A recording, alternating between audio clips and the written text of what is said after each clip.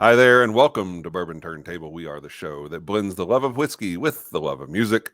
And with me tonight is Benjamin Eves. How are you, Benji? Doing great, man. How are you guys? Good, good. Working hard? Very much. Yes. Good. Yeah. Good. Keeps you out of trouble, maybe.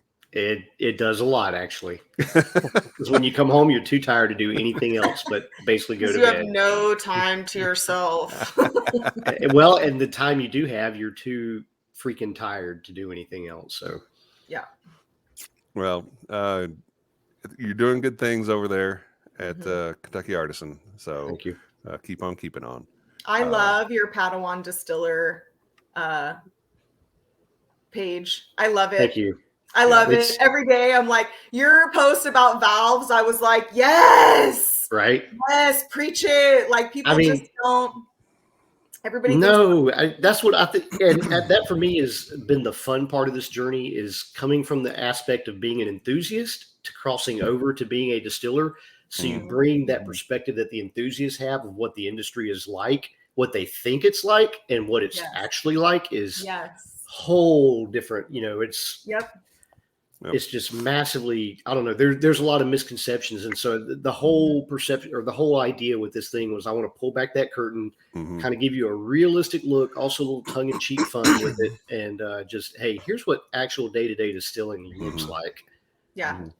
So I think it's awesome because there's such a huge difference between a distillery tour and production of distilled spirits. Right. So such a big difference. Even when you go into the production side of things on a tour, like it's just you don't see ash splattered all over your pants. You don't see, you know what I mean? Right. Like you don't see milling in the rain. Like that's not something that you see at Maker's Mark, And the auger is clogged up and stuck because the corn is wet, and you're out there banging on it with a mallet and everything else trying to get it running. At the same time, you got 10 different things that are also processing that you're having to keep going in your head that, I need to go check the temp on this. I need to go make sure the steam is adjusted here. I need to go get these lines going, just all these different things that you just think. And then your boiler goes down.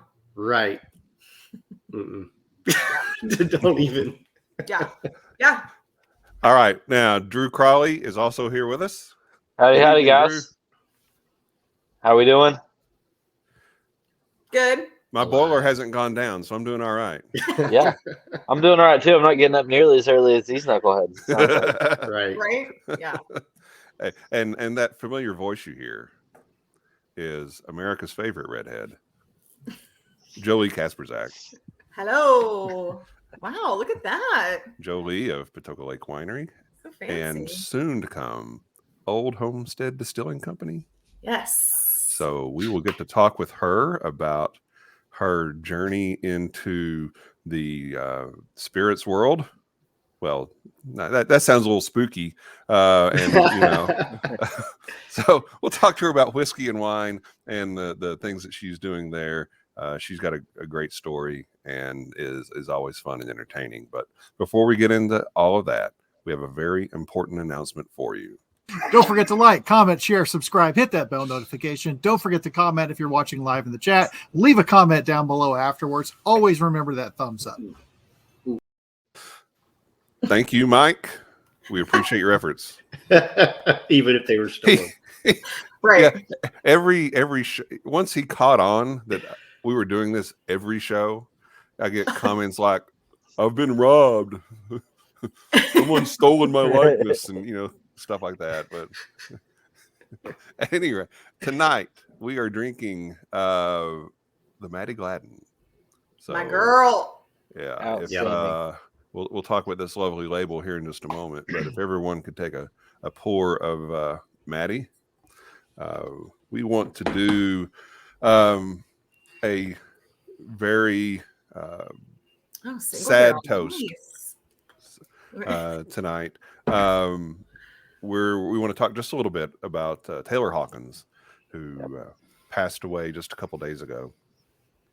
And so to his family and his Foo Fighter brothers and to the fans of him and the band around the world, cheers and God bless. Cheers. Cheers. Cheers.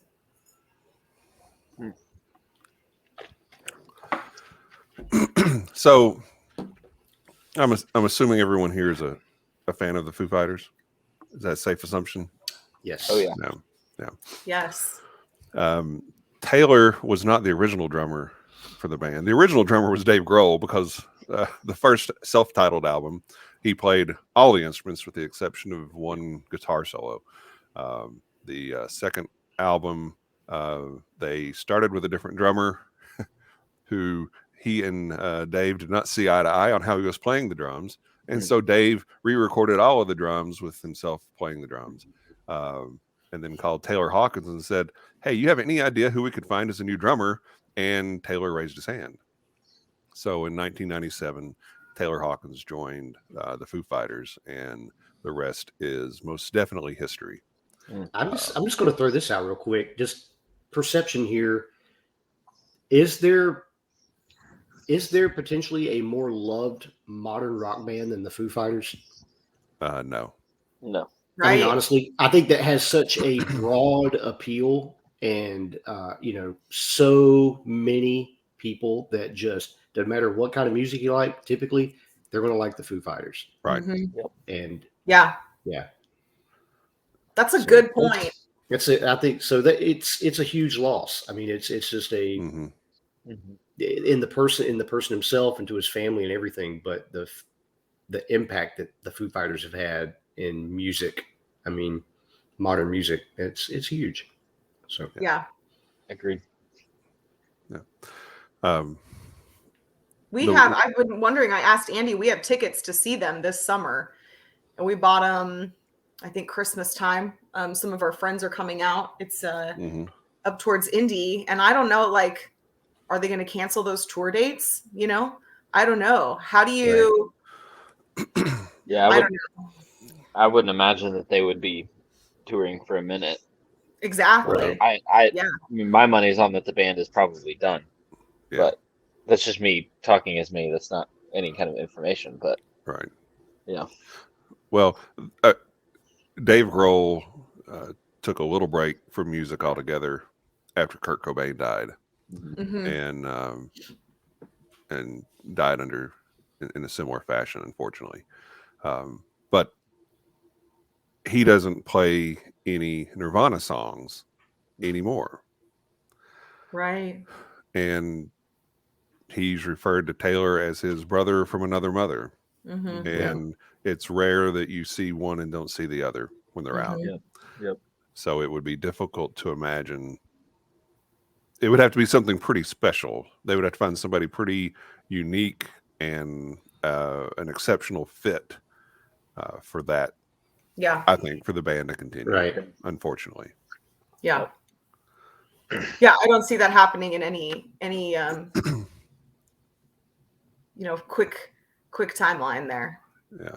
The one thing, there were lots of things I liked about Taylor, but he was almost always smiling.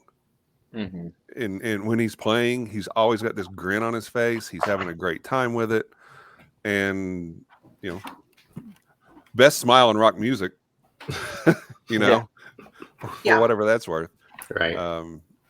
And I thought their last album, Medicine at Midnight, that was one of my nominees for album of the year last year. And Making a Fire was my song of the year for last year. And I thought that album was his best drum album that he's done with the Foo Fighters. I think that it wasn't fast, hard, and loud, which that sounds like a sex tape name, but it was more musical than I think a lot of nuance in the way he was playing in that last album, and I thought he was taking a step even further into his talent and ability, and sadly, we won't see what happens next. So, but anyway, yeah. Any other thoughts? Yeah, just a tremendous loss, and you hate to watch any of this stuff happen, but it has been nice to see the outpouring of support and love from everyone. I mean, from Coldplay to Dolly Parton, I've seen people, Right. posting interactions and stories with Taylor and how much they appreciated him and their interactions and everything like that. So that has been neat to see just how beloved somebody was. It was a good reminder, I think, for all of us, if there is anything to take from, a loss like that, it's to, do what we do here, share music, open up the good bottle with your friends. Don't, spend the extra 20 minutes together. Don't worry about the cost, worry about the story, kind of a thing. Yeah. Yeah, absolutely. All right. Well, we will move on to some more pleasant conversation, because Jolee she's really done some fantastic stuff, and we'll start here. First of all, that's one of my favorite pictures of you all time, there with you and the Maddie bottle and the Lee bottle. Thank you. Yeah. I think I took that picture because you asked me to. You did, and not in a creepy way. No, yeah, definitely not in a creepy way. It was used for an article. Yes, it was. Yes. So, I stood in my office and I retook those pictures probably 1,000 times. Because then you take it and you're like, oh, the label's facing just a little bit too much to the right, or you're like, oh God. But you won awards for those labels, correct? I did. Ascot Awards, gold medal, or double platinum. Is that what? I don't remember what the grading scale was. If it was, it was platinum or double platinum, something like that. Nice. Yeah. I don't know. It was super exciting. Yeah. I was no longer with the company when that came out, but that's all personal stuff to me. So it was very, very exciting to, see it. It made me feel good. And I got a lot of great shout outs from all of our friends. They were really sweet on social media when those came out. No, and they won in individual, like in historic label, a category, and then as a series category. So two different ones. So maybe that was it. And then Alan won either a platinum or a gold on both the Maddie and the Lee Sinclair as well in the spirit competition. Awesome. So it was a cool thing all the way around, because the people that were judging that were very high up in their fields. So it was cool. No, very great. Yeah. And you should be very proud of that. Yeah, and I know you put a lot of work into it. But where you're working now, you're starting the same kind of thing there, and that's at Patoka Lake Winery. So we've got a few examples of some of your work there now. Yep. So the pictures on the left-hand side are the new French Lick Estate labels, and they started out with their 25th anniversary. So those we're just finishing up as I headed out. And then on the right-hand side is Patoka Lake's labels. You can tell they're a lot different. The vibe in that tasting room is a lot different than any other tasting room I've been into, because we're like a minute from the lake. So we're a complete tourist destination for 1 million people go to Patoka every year. They pass through the gates. Those are the DNR's numbers. So our tasting room people are there to have a good time, no matter what. So we redesigned these labels thinking of those people in mind. So they are a lot more fun. They're a lot louder. They're bright. It's not, it's just a lot different than French Lick's vibe. And that's how I think it should be. If you're designing something for somebody, it needs to look good how you think, but you also have to do it to match the company. You know what I mean? So it's been fun doing that, because it's a completely different crowd. Now you're doing more than just designing labels. So tell everybody what else you're involved with. I am, yeah. So I'm the winery's assistant general manager. So I work in the tasting room. I oversee with DJ, who's our winemaker, and he's the general manager. So the two of us are just kind of like a little management badass team for the winery. And then we are the main reason for coming over to Patoka Lake is to we're starting a distillery. We are opening a 27-room hotel alongside of a distillery. The distillery's name is going to be Old Homestead Distilling Company. And then once we're supposed to break ground this week, but it's been crazy. Supply chain issues and lumber prices. There's a lot of things up in the air. So, I mean, technically we were supposed to break ground in Thanksgiving, but, you know, but there's still a lot of stuff going on in the background that people don't see. Labels, product lines, and things like that. Yeah.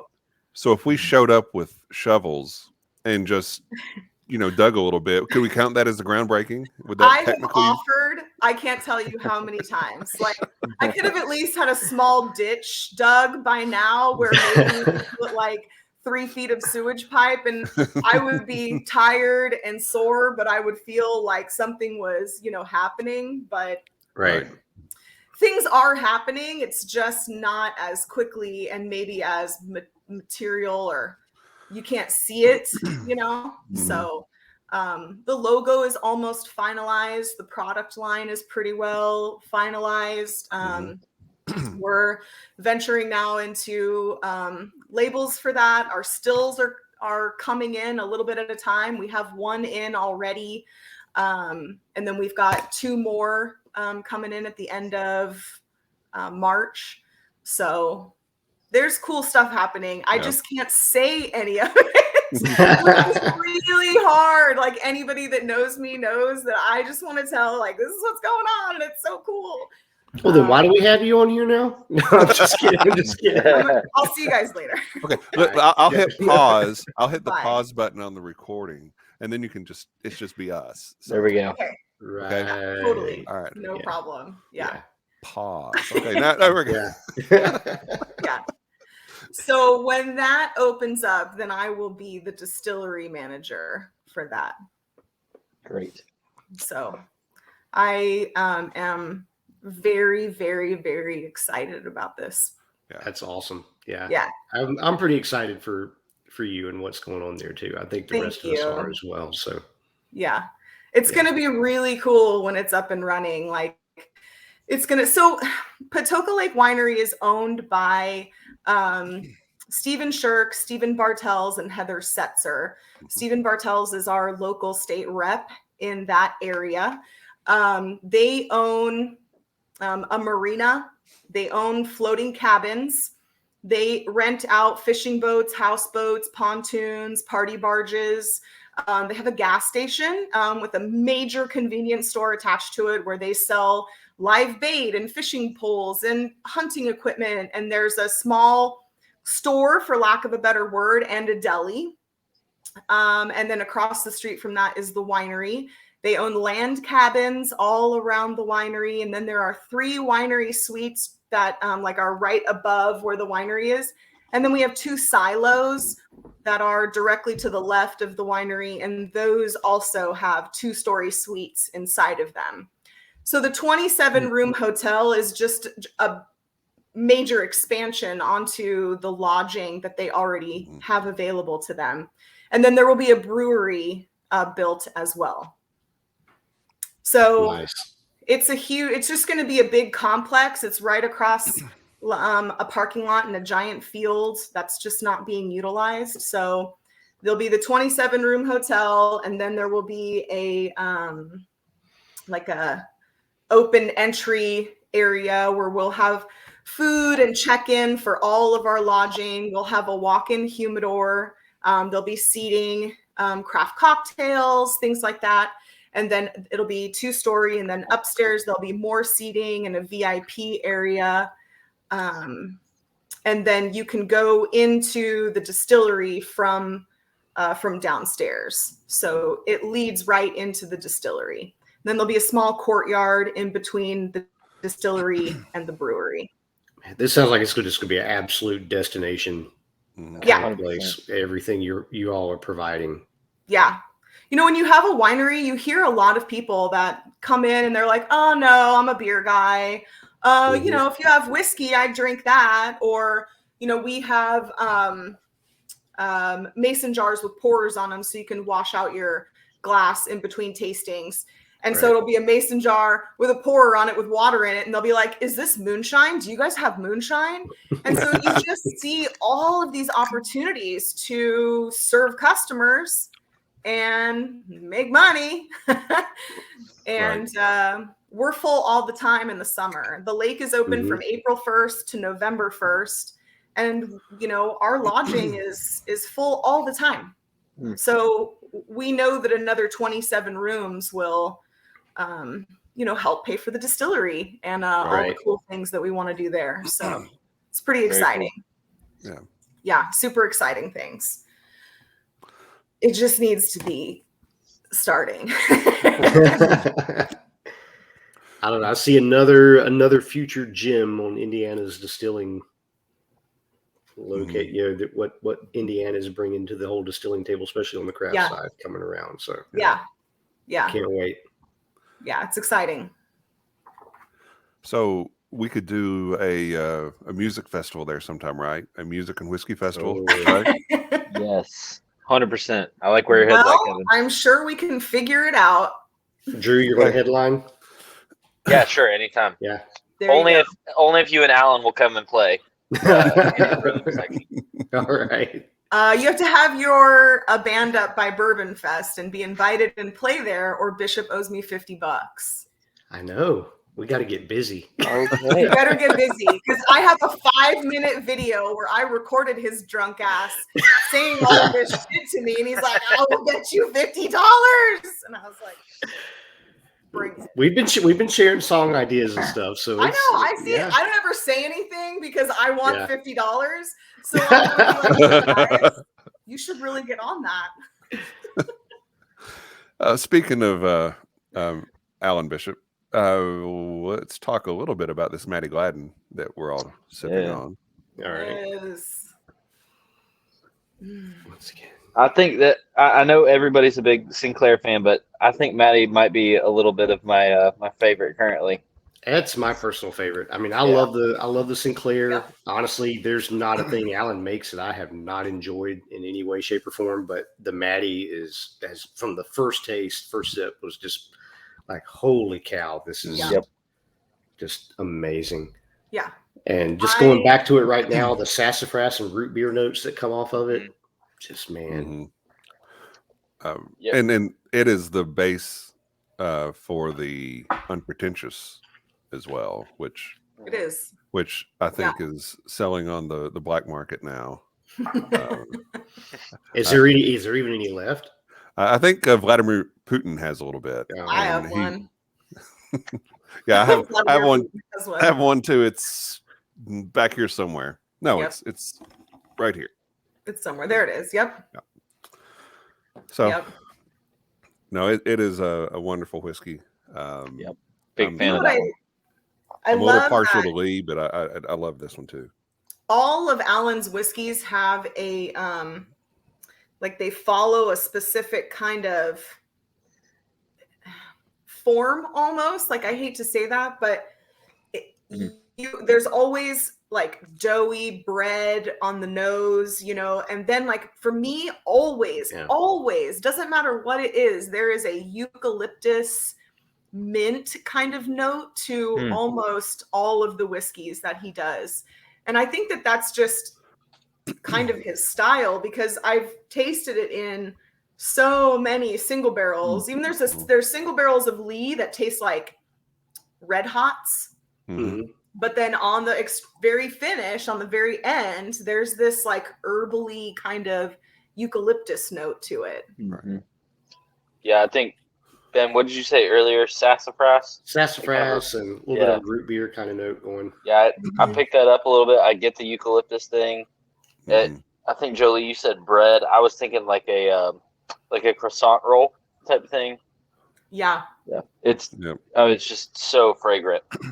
It's I get some chocolate on it, so it's kind of like a chocolate pastry, chocolate croissant, something like that. Yeah.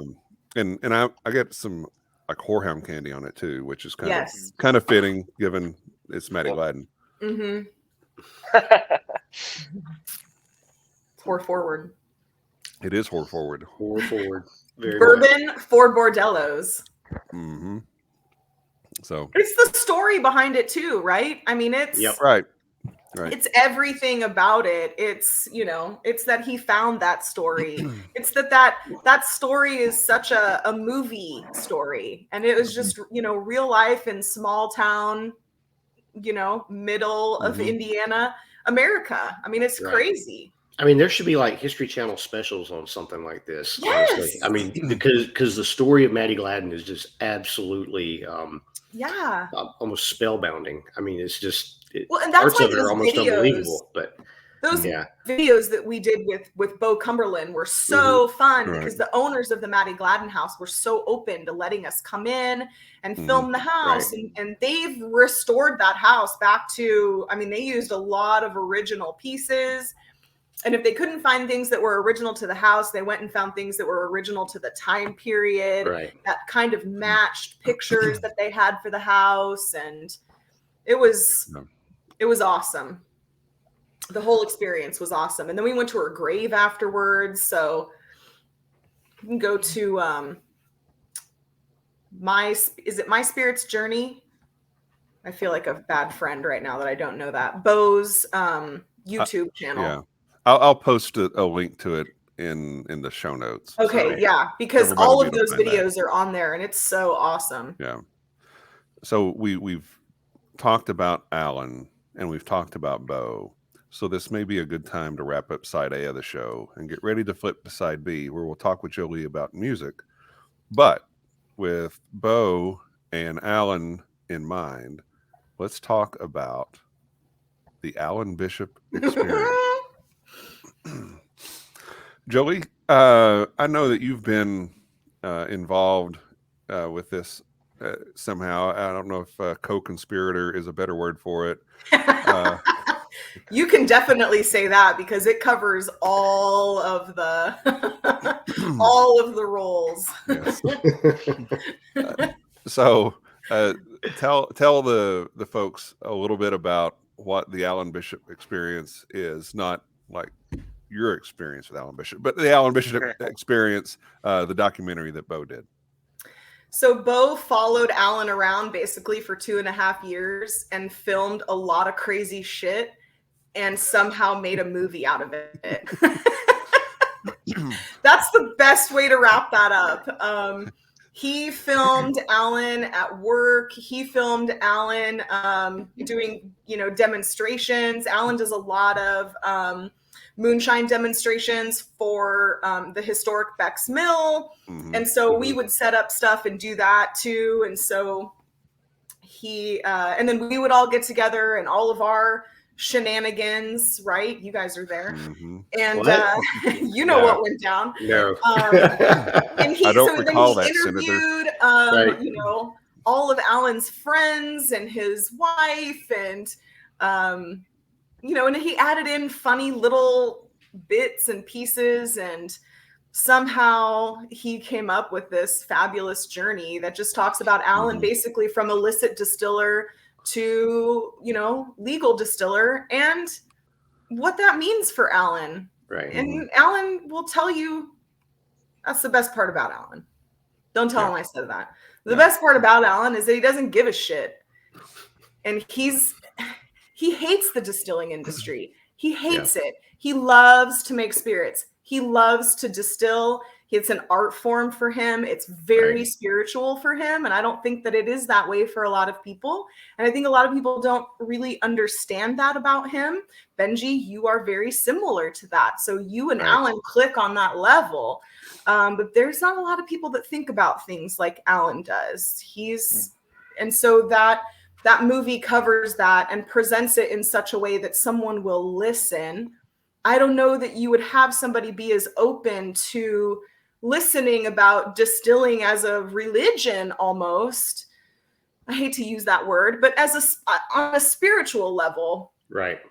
people don't want to really listen to that. You know what I mean? They want to hear about Maddie Gladden and a label and fun things like that. But Bo does a great job at wrapping all of that up in a fun package that keeps you entertained the whole time.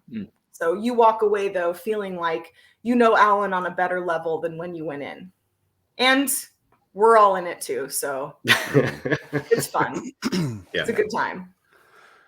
Bo either did the most exceptional editing job of anything ever, or he just said screw it and threw it all on tape and said, just you all figure out what's going on here. Just the couple of times I was around when he was filming, it's like, I don't know how you're getting anything out of this, but good luck to you, sir. There was one part when he was taping and you guys were all in a circle and like me and Kelly are in the back on the truck and back having this serious discussion, and it was a private discussion. And so I was like texting Bo like, you can't hear any of that, can you? Like, and he was like, no, the mic only picks up. And he's like, I wish I could though. And I was like, because everyone's having in the background, you can hear everyone having all of their own conversations where everybody is connecting. And if you pay attention to the background, which I love to do, you see all of our friends in like little 2 groups, and then there'll be like some time passage, and then two different people are in a group over here and 3 people are over here, and then it's the next time and then there's these people, and it just is really cool how it shows kind of our little menagerie of shocker group that we are and how we connect and how we communicate and how we just have all found ourselves on the plane of Alan Bishop. Right. Yep. It's become a great little community. It has. It really has. Good friends. And A lot of us wouldn't even know each other if it was not for the gravitational force of a man that is Alan. That's right. That is very true. Right. There's a whole group that is kind of he's the centerpiece. Yeah. No, God, he's gonna hear this. And I can edit all this out. Yeah. Please take all the nice shit we say about him. Right. Yeah, screw you, Alan. You suck, man. Alan. All right. So the Alan Bishop experience. When are we going to see this, Jolee? So we are working on a very cool venue for release, hopefully in the next month.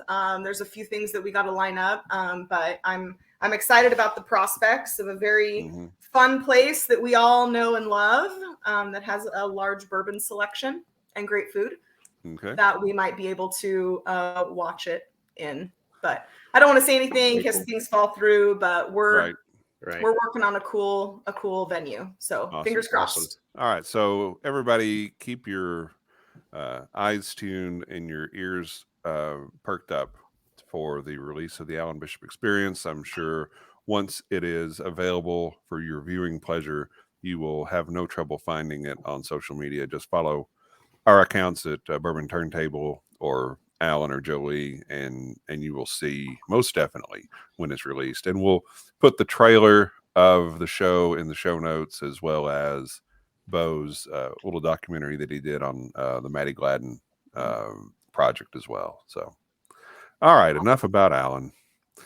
So, all right. So, side B of the show. This is always fun to talk with our guests, because when Ben and Drew and I started this Bourbon Turntable, the things that we started out doing were talking about our first concerts, talking about our first albums, and kind of getting to know each other and letting people get to know us as well.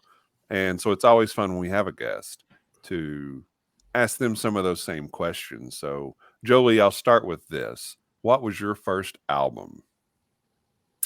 So I was thinking about this today. It's either Off the Wall or Thriller. I think it was Thriller first and then Off the Wall. I know Off the Wall came out first and then Thriller came out second. Right. But I think it was Thriller first and then Off the Wall. but I'm old and I don't really remember which one. But I had a Michael Jackson poster. I had a Michael Jackson record player, and I had a Michael Jackson Barbie doll. And so did Michael Jackson, but that's a different story altogether. Right. Yeah, I was a huge Michael Jackson fan. Yeah. So Thriller came out in 82. Okay. So you were probably in I was junior high, elementary school? No. I was born in 75. So I would have been elementary school. Elementary 7. school, probably. Yeah. 8. Yeah. I was obsessed. So we had a VHS tape. They released the making of Thriller, and it's all the behind the scenes footage of them. It's its own little documentary of the video, essentially. And they used to play it on, I don't know if it was MTV or whatever, I don't remember. But we recorded it, and it said on the tape, Jolee's tape, do not erase. On the VHS tape, Thriller, and I would watch it just on repeat. And it was probably all told, because I think that video is like 20 minutes long. So then the making of was about an hour, maybe hour and a half. So it was probably like a 2-hour video. It's awesome. Yeah. Very cool. Yeah, we did. Yeah, I'm with you. That was my first album. Was it? Yep. It was life-changing for me. I remember doing chores trying to save money to be able to go buy that. Yeah. So And then the video, I had never seen a music video before, and that music video is like a musical. It's like a production. right. And the behind the scenes, they got into like costume design and the makeup for the zombies and how is she screaming at the end, and it was just all the behind the scenes of all of that. And so it was just another added layer of the production of it, and I just sucked it all up, man. I loved it. I've always wanted to do a Halloween party where we have someone there that's a professional dance instructor that teaches everybody at the party how to do the Thriller dance. Yes. That would be fun, wouldn't it? You'd Yes, come to that, it would right? be fun. Yeah. Yeah. I used to know almost all of it because I do all of the dances in my living room. So Of course you do. holding my Barbie doll. You don't do those now, or Miles would throw up, right? I mean, I like to embarrass Miles. You might have, as soon as you get off of here, you might have to go break that out on him. Yeah. He tried to tell me, he tried to talk to me about twerking the other day. So then I twerked and he did almost throw up. Yeah. But sometimes you have to put your kids in their place, you know? Right. So your first concert was then what? My first concert was Billy Joel. Wow. Whoa. I had nosebleed seats. I was maybe 11, 10. I went with my mom and my aunt, and we had nosebleed seats, and my mom listened to Billy Joel. I didn't have any Billy Joel myself, but I knew a lot of songs because, you know, you listen to your parents' music. Right. So, I love Billy Joel, and I've seen Billy Joel in concert probably 4 times, once with Elton John. So, and I would pay to see him again. I absolutely love him. But that was my first concert. That's a good first concert. It was awesome. It was awesome. The worst concert I ever went to was a Depeche Mode concert. Of course it was. Oh, no. My friend Greg Howard, if you are watching this, I am so sorry to tell that to you, because he loves Depeche Mode and he's seen them in concert like 1,000 times. Greg, it was the worst fucking concert I've ever seen. They were just not on their game. They didn't play any of the good songs. They played it was a concert for really deep Depeche Mode fans. They played like a lot of side B songs, and I liked Depeche Mode, but I had a few of their albums and, you know, liked, you know, all of the stuff that you want to hear when you go to a concert, and they didn't play any of it, and it was shitty. They were off key a couple of times. It was bad.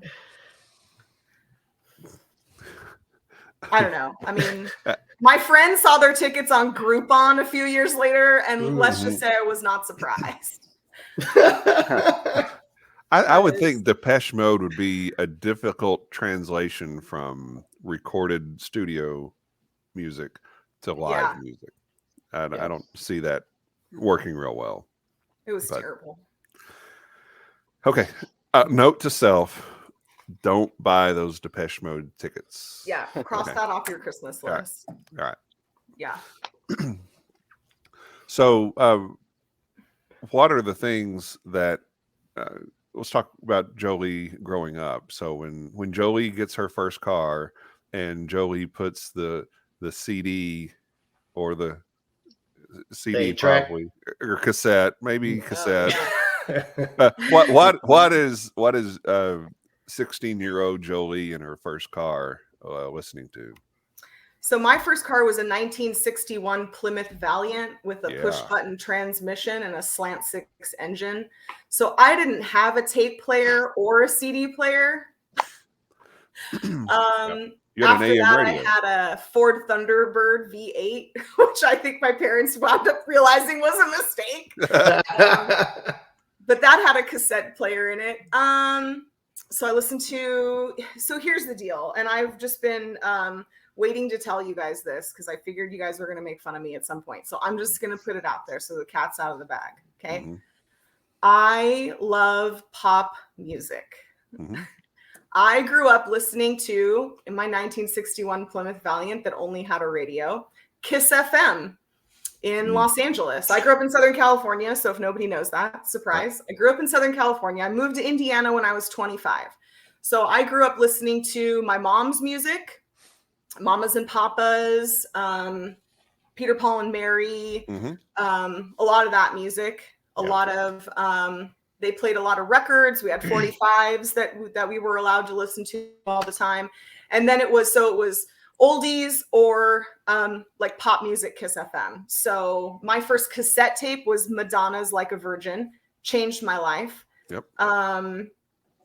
I loved the Mamas and the Papas because of my mom. So I listened to a lot of Mamas and Papas. I listened to Barry Manilow, whom I love.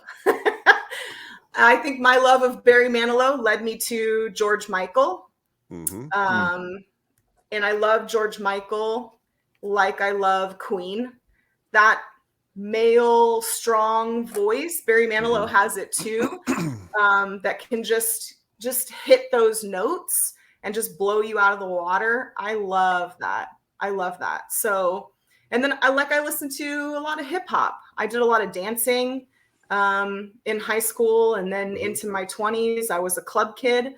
So I anything that had a beat to it. So hip hop, early hip hop, R&B, things like that. I was huge into that. That led into like dance music, house music.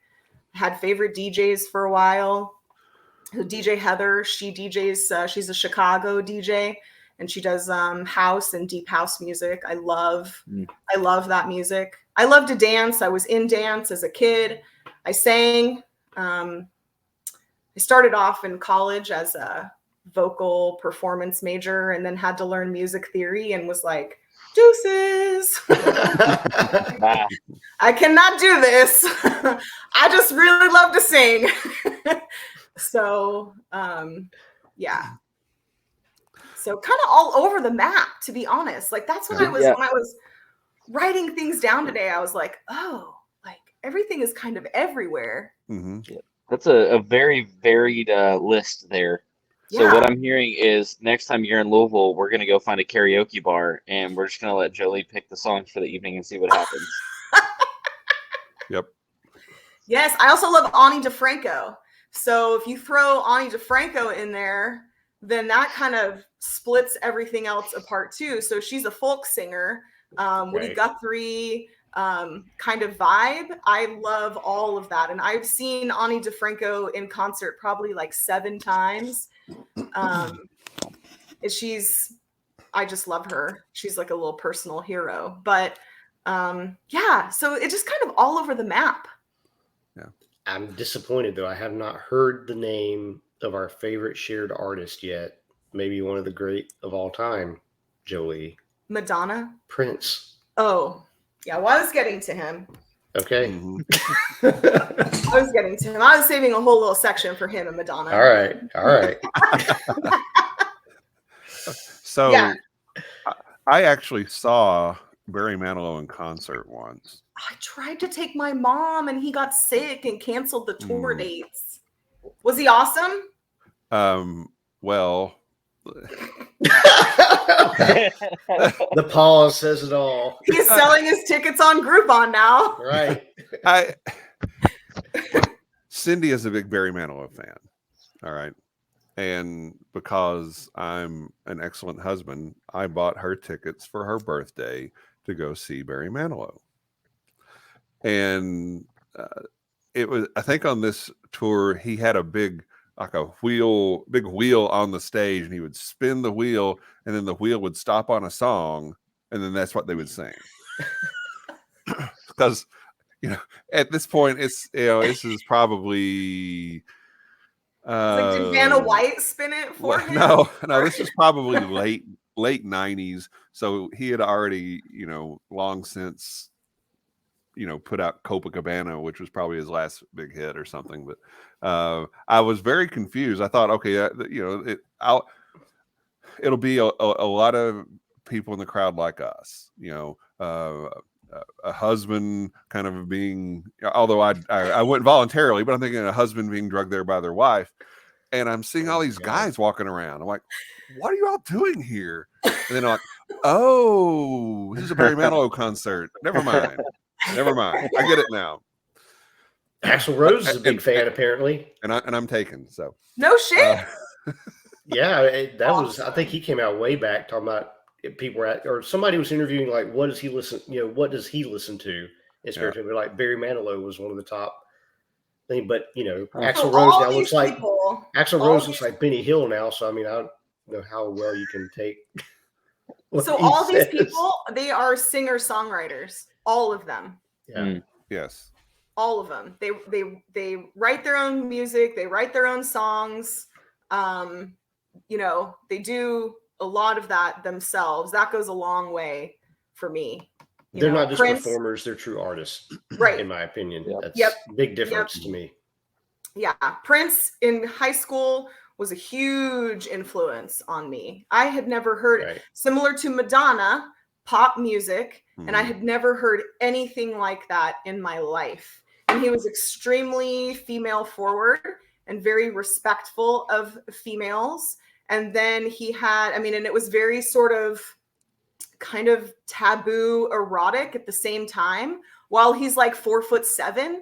Right. So it's kind of like, you're like, why am I attracted to this man? But he just, he was phenomenal. In fact, I'm wearing a Paisley.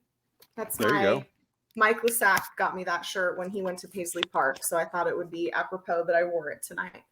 Very much so. Crushed me. I was a mess for about a week when that happened. Yeah, we lost Prince and David Bowie within like 3 months of one another. Yeah, it was awful. Yeah, 2016 pretty much sucked, and then it's kind of been downhill since then. Yeah. Yeah.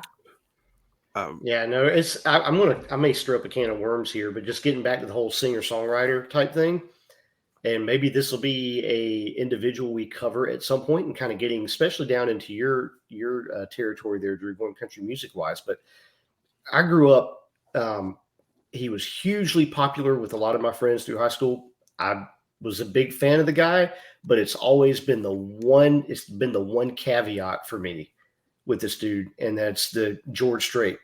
One of the top country singers of all time. I think dude has like over 60 number one hits. I don't think he wrote a single one of them. Right. He's a genuine cowboy. He's a performer. He's got a great voice. I've seen him in concert. Puts on a good show. But dude doesn't write any of his songs. Yeah. And that for me has always been like a big, like, I'm not going to put this guy way up there like a lot of other people do because of that caveat and that. Yeah. One of the best concerts I ever went to was a Garth Brooks concert. He was phenomenal. He was so full of energy. He ran from one side to the other. There was a huge like dome built around his drummer, and he would like chuck things like water bottles and stuff, and he'd run up over the dome. And I mean, it was just super high energy.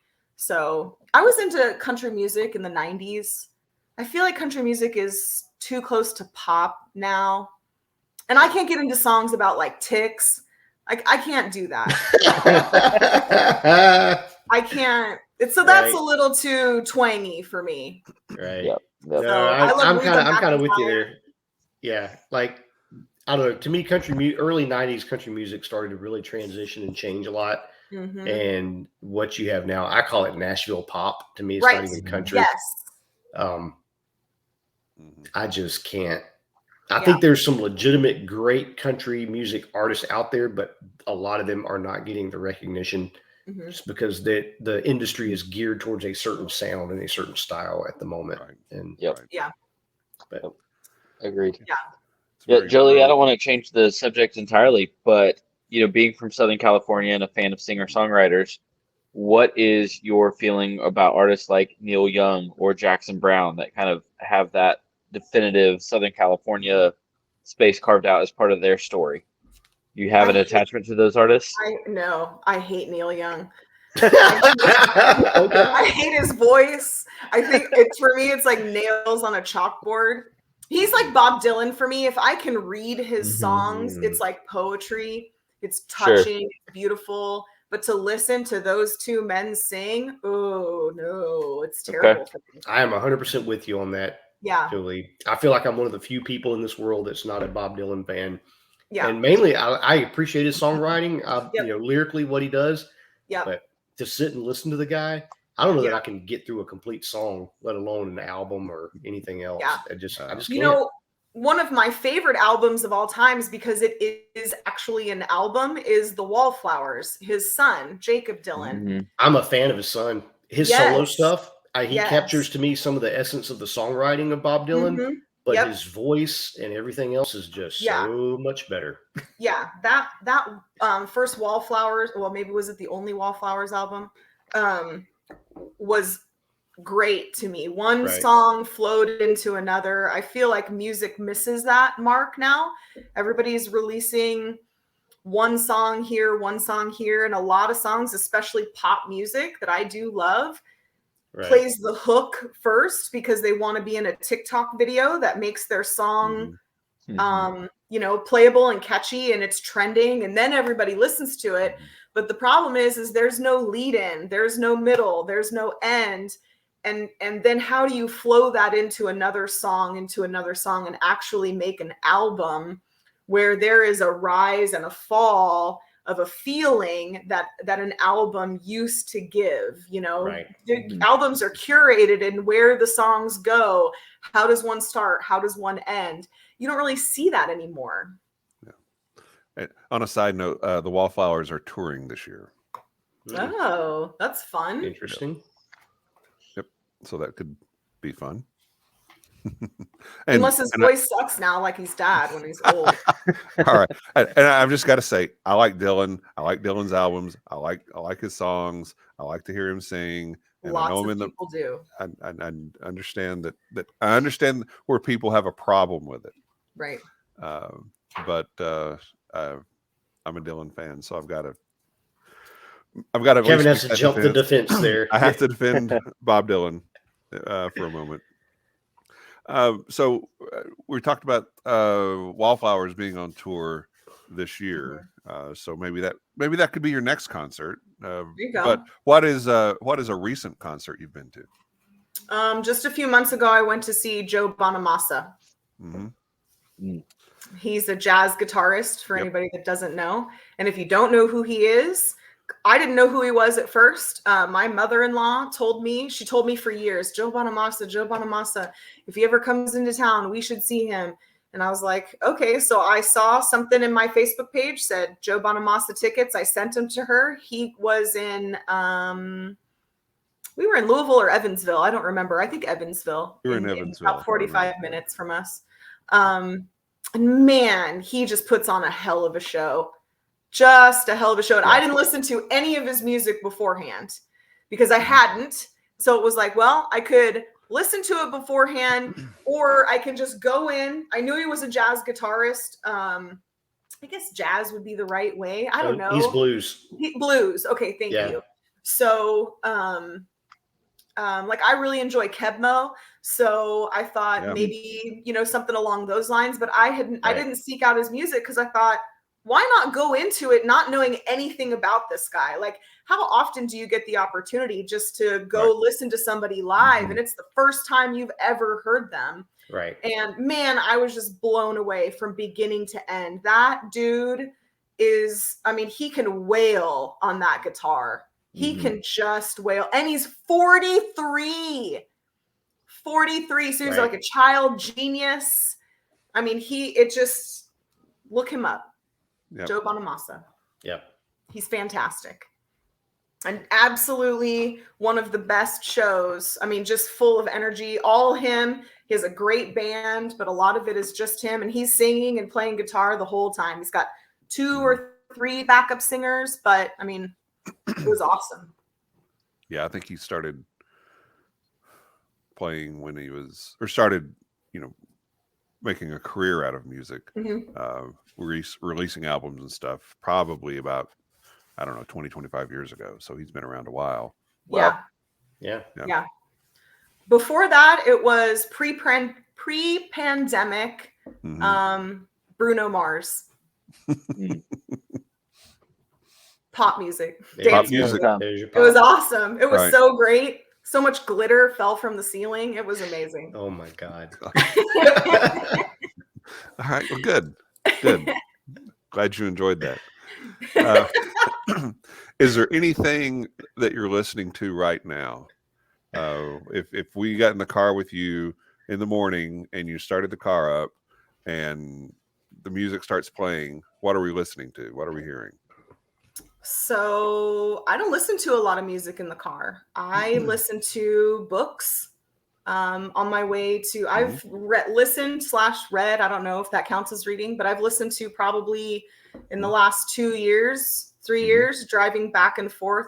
When I drove to French Lick, I had a 40 to 45 minute drive, and Patoka cut that down to 30 minutes. I've probably listened to over 90 books. Nice. You could listen to Bourbon Turntable, because I do listen to podcasts. Bourbon Turntable is available not only on YouTube, but Apple Podcasts, Spotify, and Google. So just making sure that you knew that, Jolee. Thank you. I do know that. I listen to,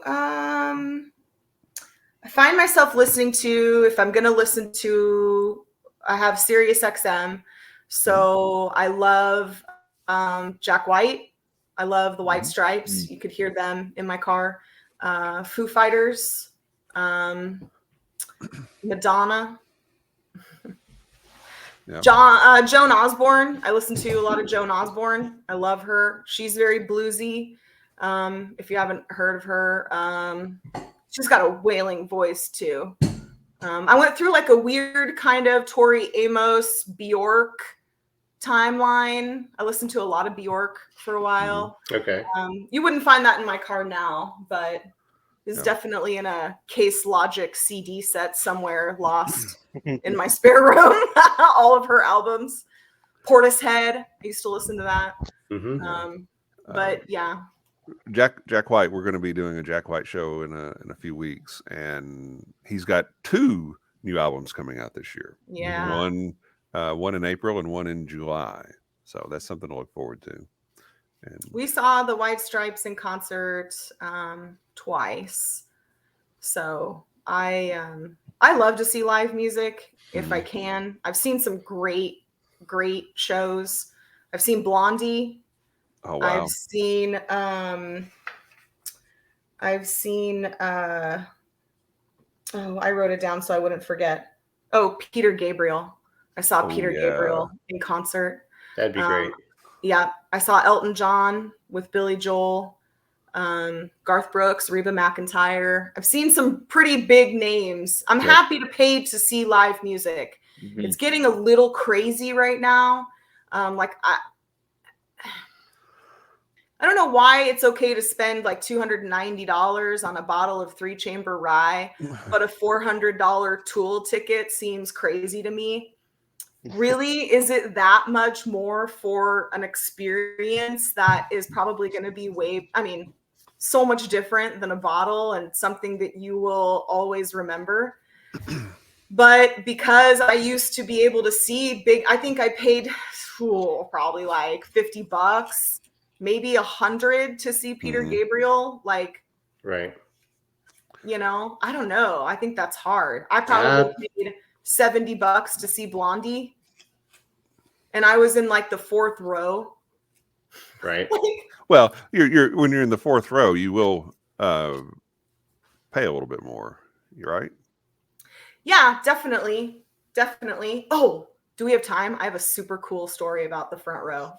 Okay, go. Okay, so the second time I went to see Billy Joel in concert, my mom and I went together and we had nosebleed seats. And we were way, way, way, way up, like so far away.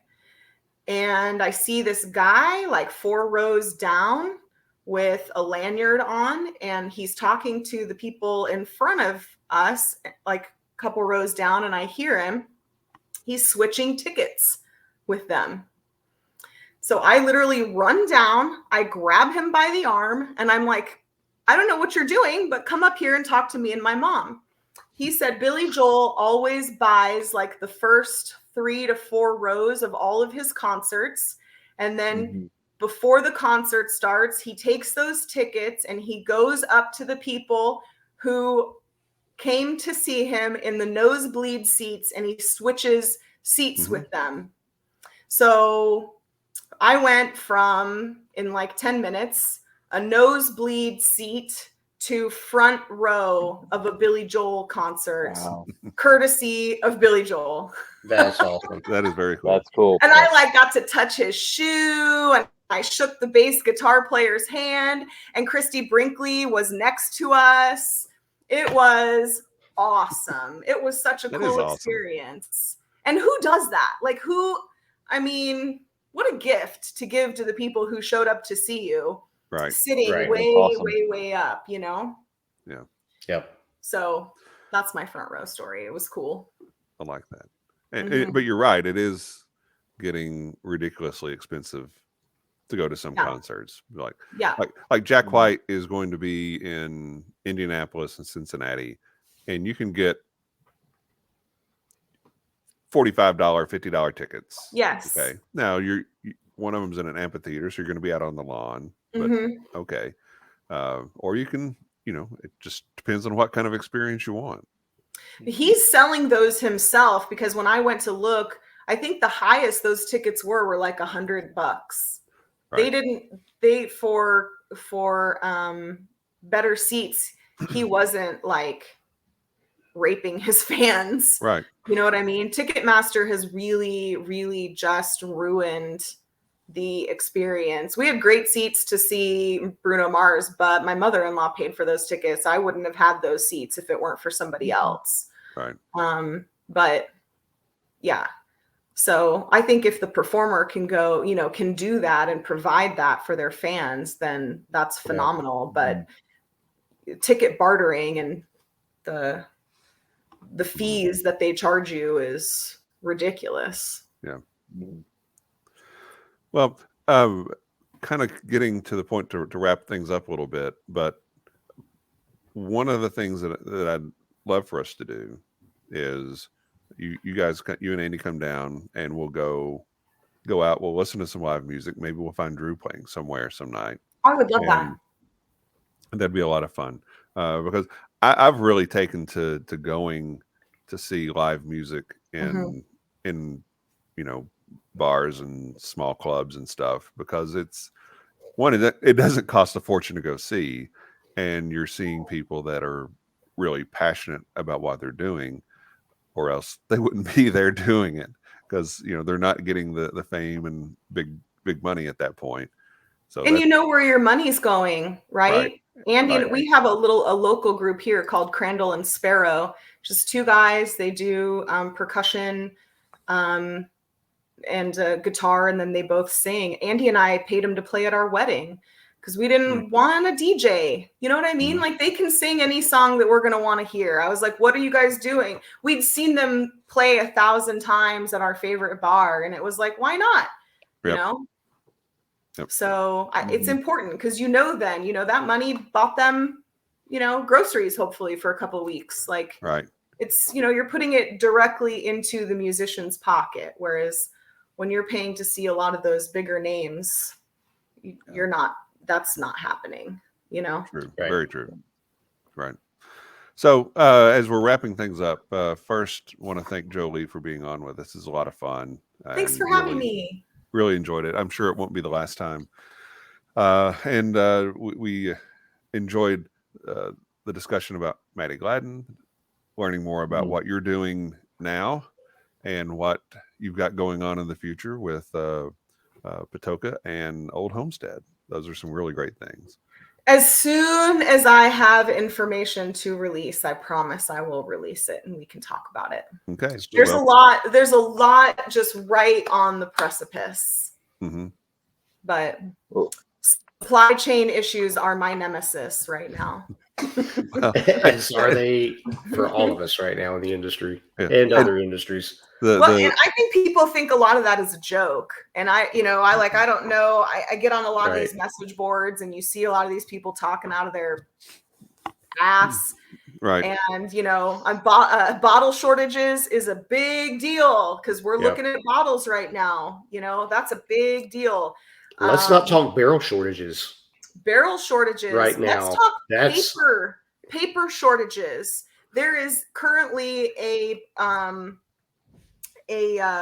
place in Finland that produces a certain type of paper, and they also produce the adhesive for that paper that is used on who knows, thousands of wine bottles. So paper prices right now are crazy high. Higher than they've ever been. And you can't get certain papers. You see a lot of people going from one paper to another. Maybe it's a little bit like it, maybe it isn't. That's because you can't get that paper right now. Right. And, it's a big deal. Corks, capsules, it's all gone up.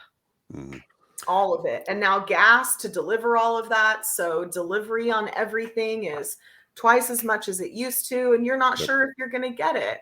We just had to transition one of our products in the winery from one bottle to another because the current bottle they don't know where on some container. They don't know when it's going to come in. Right.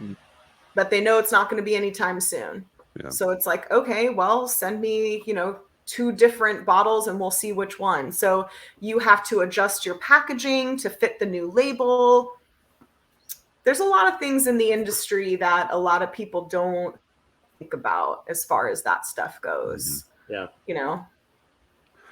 So Jolee, where can folks find you on social media so they can hear about all the things that you're into and the big news that'll be coming out soon? So you can follow at Old Homestead DC on Facebook and Instagram. You can follow at Patoka Lake Winery on Facebook and Instagram. We have a TikTok account too. So I do all that fun stuff. Social media is my life. You can find me at the Testarossa on Instagram. Yeah. All right. And Ben, where can folks find you? Padawan_distiller at Instagram would be a great place to follow what I'm doing right now. It's such a good account. It is. It's great. And Drew? Yep. You can find me at DrewCrawley63 on Twitter and Drew.Crawley63 on Instagram. All right. All you need to do is just look for Bourbon Turntable on Facebook, Instagram, Twitter, and we're there. You can listen to the show. You can subscribe to our YouTube page. You can subscribe to your favorite podcast platform. Leave comments, leave reviews, and tell us what you think, especially if you like it. If you don't, tell us that too, and we'll try to do better. So, or we won't care. Or we'll tell you to go jump in a lake. Yeah. Go jump in Lake Patoka. All right. So that is the show. And until next time, cheers, love, and free bird. Cheers. Cheers. Good night, everybody. Good night, guys. Night.